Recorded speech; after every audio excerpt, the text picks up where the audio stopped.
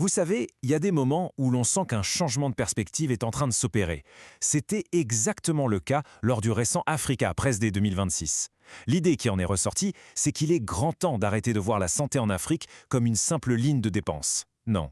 Il faut la voir pour ce qu'elle est vraiment, un des moteurs du développement du continent.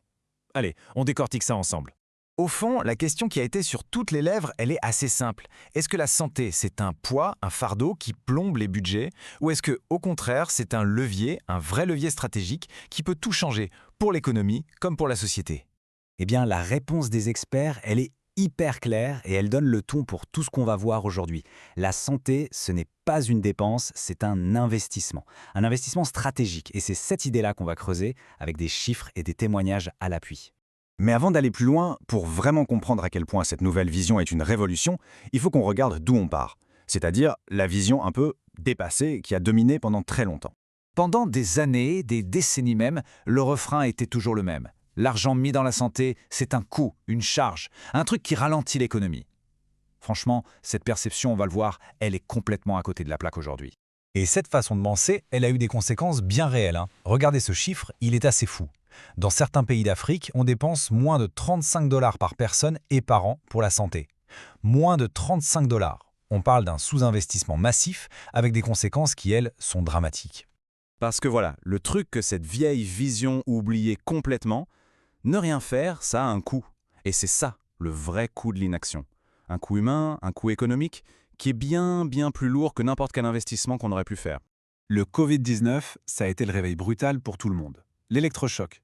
Ça nous a montré en pleine face à quel point un système de santé faible peut mettre à genoux toute une économie, toute une société. Les pays qui n'étaient pas prêts l'ont payé très, très cher. Et cette phrase de Dorothy Nyong'o, elle est super puissante parce qu'elle montre bien l'effet domino. Quand une femme meurt, ce n'est jamais juste une histoire personnelle. C'est toute une famille qui est déboussolée, des enfants qui se retrouvent seuls et l'économie locale qui en prend un coup. C'est tout un écosystème qui est touché. Et derrière les mots, il y a la réalité des chiffres qui font froid dans le dos. Tenez, juste pour l'année 2020, 90 000 enfants sur le continent ont perdu leur mère à cause d'un cancer du sein. 90 000. Voilà, le vrai coût de l'inaction, il est là. Bon, ok, le constat est dur. Mais la bonne nouvelle, c'est que l'inverse est tout aussi vrai. Si ne rien faire coûte cher, eh bien investir, ça rapporte.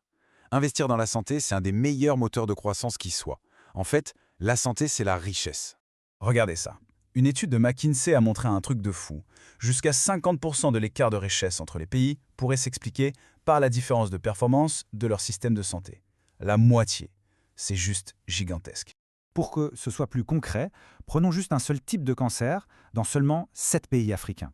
Eh bien, à cause de ça, les pertes de productivité ont dépassé les 10 milliards de dollars en quelques années. 10 milliards, juste pour une maladie dans une poignée de pays. Ça donne le vertige. Mais le chiffre le plus dingue, c'est peut-être celui-ci, le retour sur investissement. Quand on intervient tôt, chaque euro, chaque dollar investi peut en rapporter plus de 14 en retour. 14 fois la mise. On ne parle plus de dépenses là, on parle d'un des placements les plus rentables qui soit pour une société. C'est exactement ce que dit Jacqueline Wambois. Investir dans la santé, en fait, c'est investir dans l'avenir du continent. C'est simple, des gens en bonne santé, c'est des travailleurs productifs, des familles qui tiennent debout et des économies beaucoup plus solides. Ok, donc à ce stade, on est d'accord, il faut investir. La question maintenant, c'est comment on fait? Comment on investit intelligemment pour que ça marche? Alors, les experts sont tous à peu près d'accord sur la feuille de route. Il y a 3 grands chantiers. Premièrement, mettre le paquet sur la prévention et les soins de base. Deuxièmement, utiliser à fond les nouvelles technologies. Et troisièmement, faire bosser ensemble le public et le privé. Et sur la technologie, il faut qu'on s'arrête un instant, parce que ça change vraiment tout. Prenez la télémédecine. Ce n'est plus un gadget de science-fiction. Aujourd'hui, ça permet d'apporter des soins à des gens qui vivent dans des coins super isolés, des gens qui avant n'avaient accès à rien ou presque.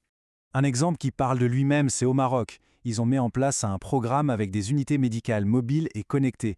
Résultat, ils ont déjà soigné plus d'1 400 000 personnes comme ça. C'est énorme et ça montre bien le potentiel. Et attention, on ne parle pas juste de téléconsultation, ça va beaucoup plus loin. On a l'intelligence artificielle qui aide les médecins à poser des diagnostics, des plateformes numériques qui gèrent les stocks de médicaments pour éviter les pénuries. Bref, c'est tout le système, du début à la fin, qui devient plus intelligent.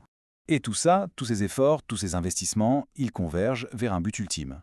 Un concept clé, la souveraineté sanitaire. Alors, attention, quand on dit souveraineté sanitaire, beaucoup de gens pensent juste fabriquer ses propres médicaments. C'est une partie, mais ce n'est pas tout. C'est beaucoup plus profond. C'est être capable de produire son propre savoir, ses propres données scientifiques, ses propres innovations, pour répondre aux problèmes de santé spécifiques de sa population. Parce que le déséquilibre aujourd'hui, il est juste criant. Regardez, le continent africain porte sur ses épaules un quart des maladies du monde entier. Un quart! Et en face, il a moins de 2% des équipements de radiothérapie. Et encore pire, moins de 2% des données génétiques étudiées dans le monde viennent d'Afrique. Comment développer des traitements efficaces et adaptés dans ces conditions? C'est pour ça que la recherche scientifique locale, comme le dit très bien la professeure Salima Bouzegoub, ce n'est pas un luxe, c'est une nécessité. C'est ce qui permet d'être prêt avant la prochaine épidémie, c'est ce qui permet de ne plus être à la merci des autres pour s'approvisionner. Donc pour conclure, on a vraiment bouclé la boucle. Le changement de mentalité est total. La vraie question au fond, ce n'est plus combien ça coûte d'investir dans la santé. La vraie question c'est, est-ce qu'on peut encore se permettre de payer le prix qui lui est infini de l'inaction ?